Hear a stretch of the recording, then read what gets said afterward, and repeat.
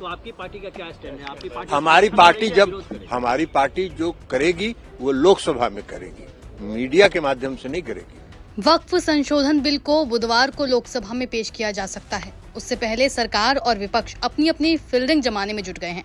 विपक्ष को लगता है कि किसी भी तरह इस बिल को रोक लिया जाए, तो सरकार का दावा है कि एनडीए के साथियों के अलावा कुछ और दल भी हैं जो इस बिल का समर्थन कर रहे हैं। इस बीच एनडीए में भाजपा के सहयोगी दल जेडीयू और चिराग पासवान की पार्टी एलजेपी आर ने सस्पेंस बढ़ा दिया है।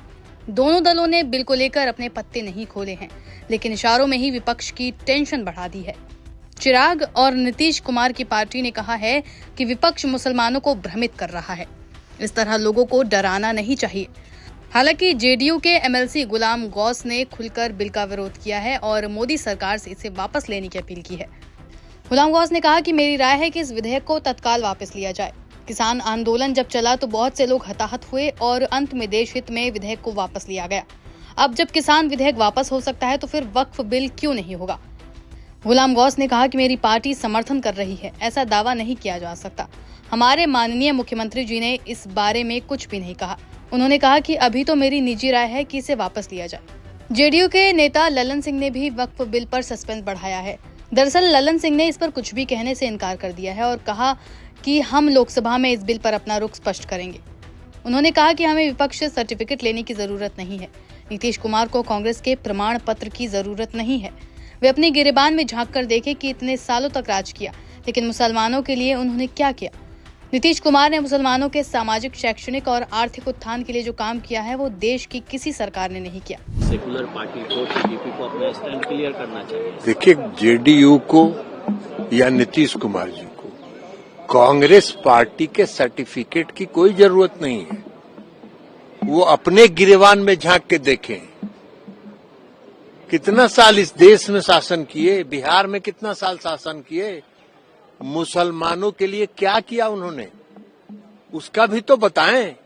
नीतीश कुमार जी को सर्टिफिकेट की जरूरत नहीं है। नीतीश कुमार जी ने भागलपुर का जो दंगा हुआ था जिसमें हजारों मुसलमान मारे गए थे, किसके शासनकाल में हुआ था? कांग्रेस पार्टी के शासनकाल में हुआ। क्या किया कांग्रेस पार्टी ने? नीतीश कुमार जी ने सभी दंगा पीड़ित परिवारों को न्याय दिया, और न्याय ही नहीं दिया, जो बेवा हो गई थी उन सबों को आज तक वो पेंशन दे रहे हैं। तो उनके सर्टिफिकेट की जरूरत है नीतीश कुमार जी को। सेकुलरिज्म की, सेकुलरिज्म उनके लिए नारा है।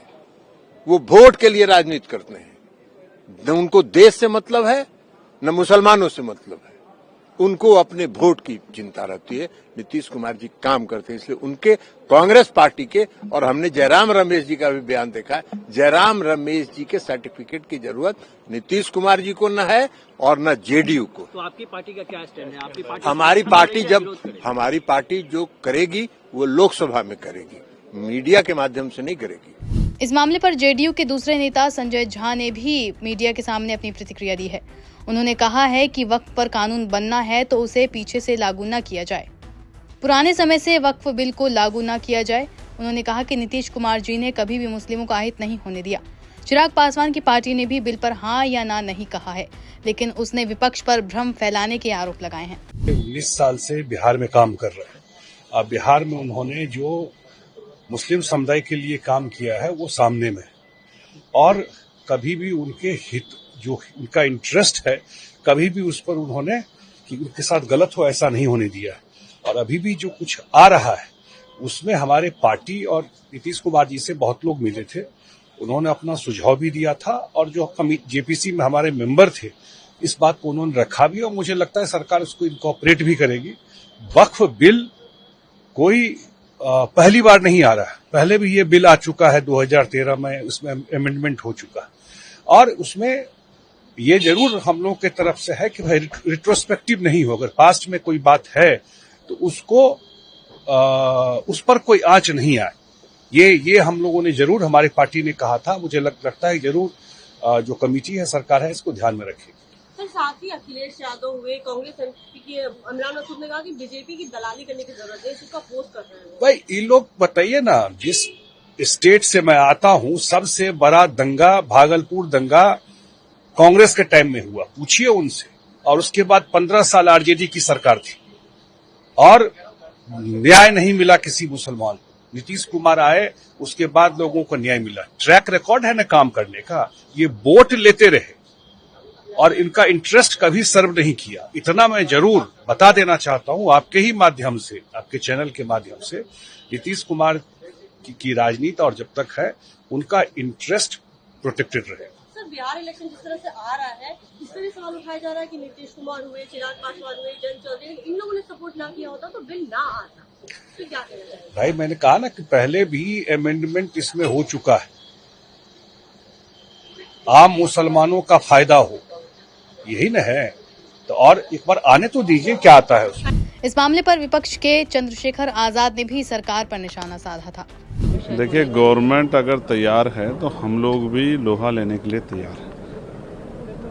उस बिल की आड़ में जिस तरह से जो शंकाएं जेपीसी में विपक्ष के सांसद द्वारा और हम लोगों ने पहले दिन से, जिस दिन ये टेबल पर आया था बिल, उस दिन से जो हमने की है, आज भी हम उस बात पर खड़े हैं। हमें भरोसा है ये सरकार की कथनी और करनी में फ़र्क है। ये जो कह रही है वैसा नहीं, इससे नुकसान के अलावा कुछ नहीं होगा। ये उनके का धार्मिक विषय है और कॉन्स्टिट्यूशन का आर्टिकल 25-26 जो है धार्मिक आज़ादी देता है। उस धार्मिक आज़ादी पर, धार्मिक क्षेत्र पर अतिक्रमण करने का काम सरकार कर रही है। हम लोग इसका पुरजोर विरोध करेंगे और जब तक हम में शक्ति रहेगी, जितनी शक्ति रहेगी उस तरह से हम जो है, चाहे हमें अंदर आंदोलन करना पड़े या बाहर सड़कों पे, हम अपनी जिम्मेदारी का निर्वहन करेंगे। लेकिन सरकार की अगर बात करें तो सरकार का साफ तौर पर कहना है कि जेपीसी बैठी, तमाम मुद्दों पर चर्चा है, विपक्ष की बातों को सुना गया, उन्होंने जो शंकाएं थी उसका निवारण किया गया और सबसे बड़ी बात ये मुस्लिमों के हित में है, महिलाओं के हित में है, तो आखिर इसमें ऑब्जेक्शन क्यों?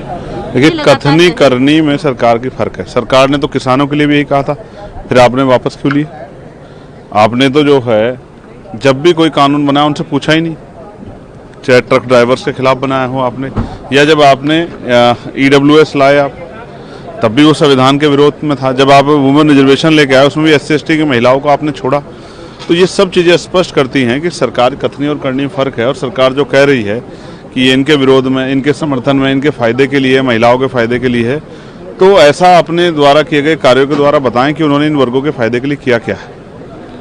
मैं स्पष्ट रूप से कहूं कि सरकार सिर्फ बहलाने के लिए, गुमराह करने के लिए इस तरह की बातें करे, वरना सरकार अपने एजेंडे पर, उनका एजेंडा ये है कि वो किसी तरह से मुसलमानों को आर्थिक रूप से कमज़ोर करना चाहती है। अगर आज हम लोग इस पर चुप रहते हैं तो कल ये हमला शेड्यूल कास्ट के लोगों पर भी होगा, शेड्यूल ट्राइब पे भी होगा, महिलाओं के अधिकारों पर भी होगा और हर पिछड़े वर्ग के लोगों, उन सब पे हमला होगा। तो जो भी संविधान के विरोध में होगा, हम लोग उसका यहाँ विरोध करेंगे, पुरजोर तरीके से विरोध करेंगे। लेकिन आप कह रहे हैं कई मुस्लिम यह है, कहा है कि इस पर तमाम डिस्कशन हुआ है और ये मुस्लिमों के फेवर में है। मैं फिर स्पष्ट करूं कि सरकार के विचारधारा से मेल खाते लोग हर समाज में हैं।